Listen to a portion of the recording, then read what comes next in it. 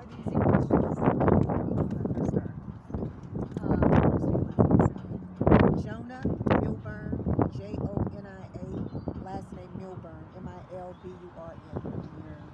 I am the mother of Christian Collins, 27-year-old veteran who was found with no pulse in his jail cell in DeKalb County Jail-Held. February the 14th is when I got the call, when it happened at night, 13th. And got a call on the 14th. Was it March or February? March, I'm sorry, March. I'm sorry. He went to jail on February 2020. He was in jail because this last time, first he was in jail because allegedly he ran across 12 lanes of I-85.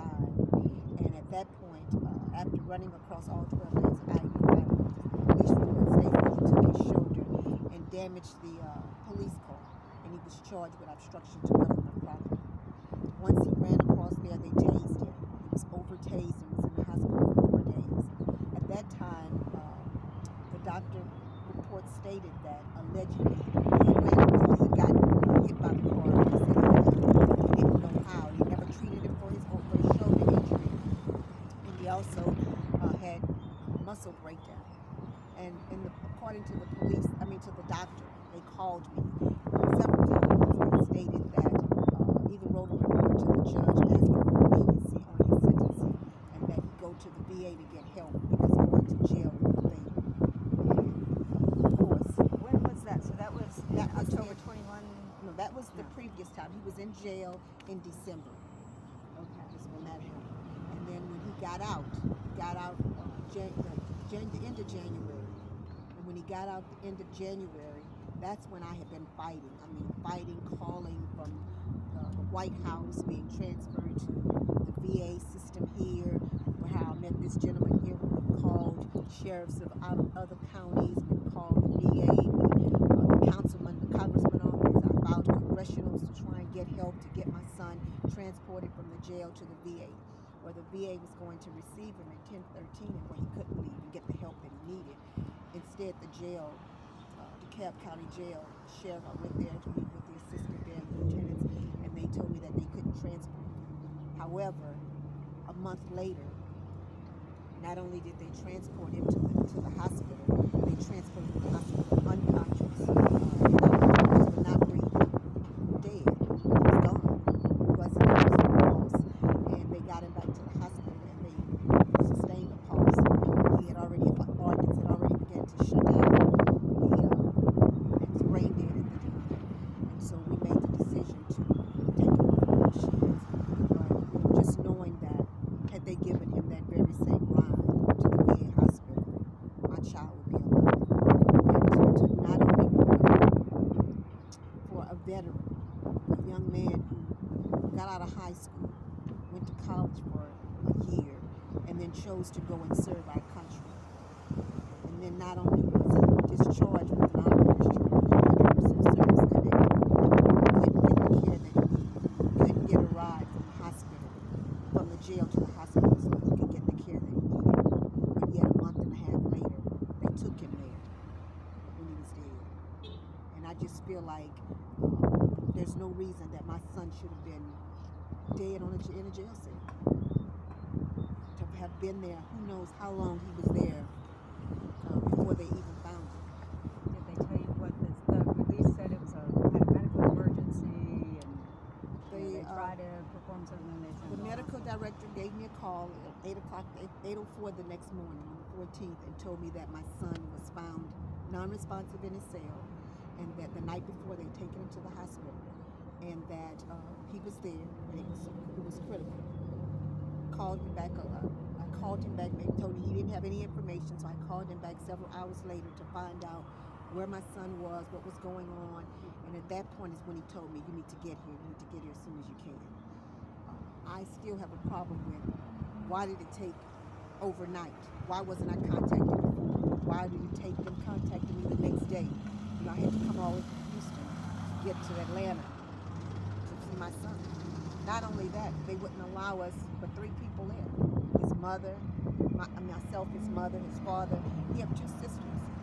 And made a phone call over to the director, to the mental health, Mr. Martin, and within 5 minutes called back to the hospital and allowed us to see more, 2 more people to go in. Once the doctor realized, after I shared with him, after I got to my emotional points, I was like, this makes no sense.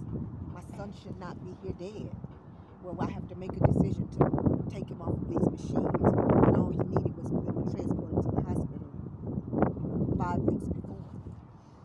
And so at that point, the doctor states, so you mean to tell me this is mental health? And when we said yes, of course at that point, and not only is it mental health, but he's a veteran. At that point, everything changes. Now, not only can we go in and see him, but everybody can go in. You don't need an ID. You don't need a driver's license. You can come in. And to have the sheriff that was there,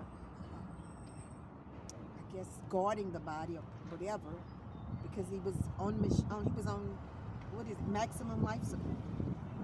Not just a ventilator, but they were giving him medicine to keep his heart going. All of his organs are shut down.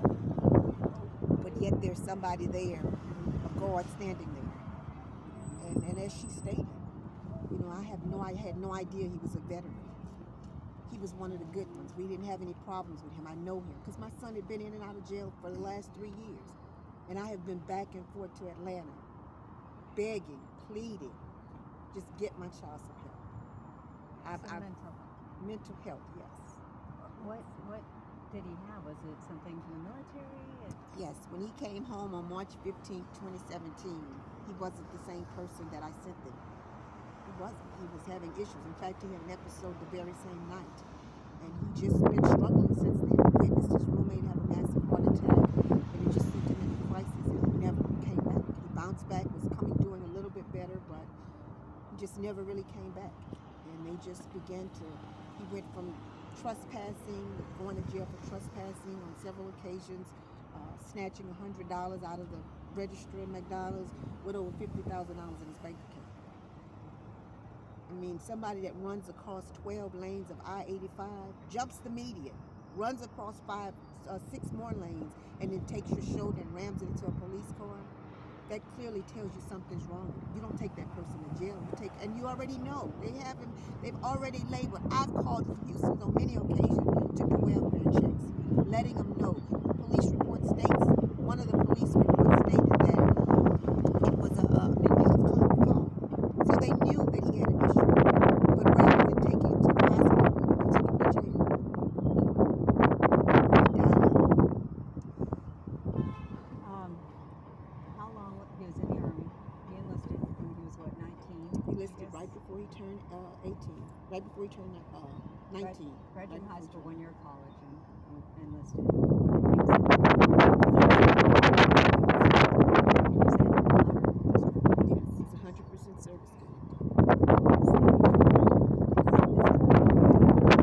His discharge was alcohol rehabilitation program.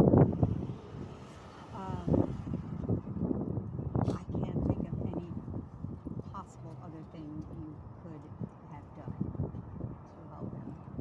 The things that, White House, right? I mean, everything. On top of all the grief, this has got to be frustrating and maddening and everything else. And in the midst of last year, I was diagnosed with stage 3 breast cancer.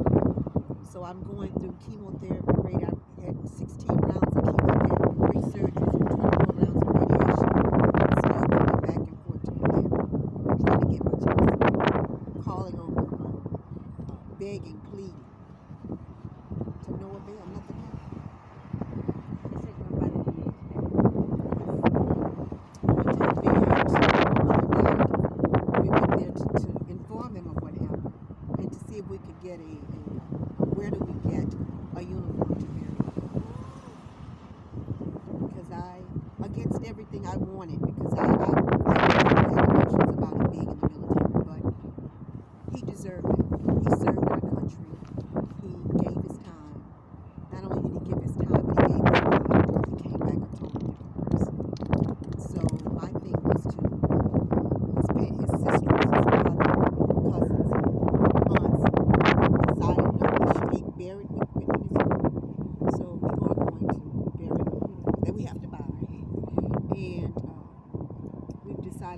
going to wear the camouflage fatigue, not representing the Army, but to let the world know that this is a war cry.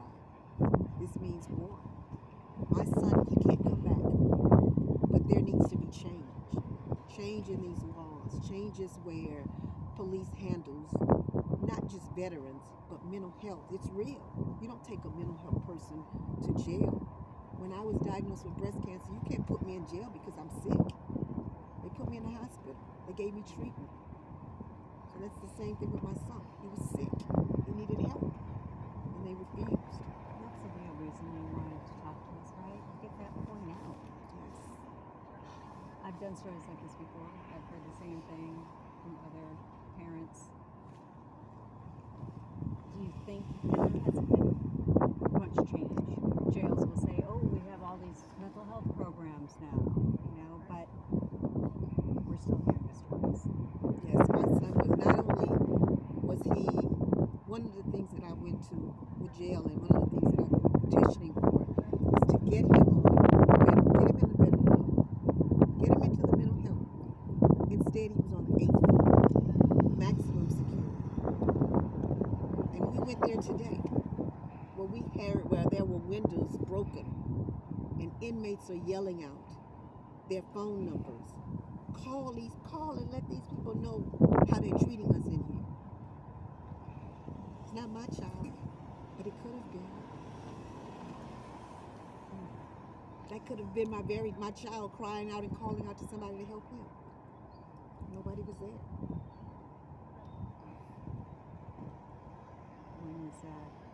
What's your next step? Oh yeah, that's the thing. We don't even know how my child died. Don't even know why. What I do know is that there were no drugs in his system. There wasn't a heart attack, no cardiac arrest, no foul play. Why is he dead?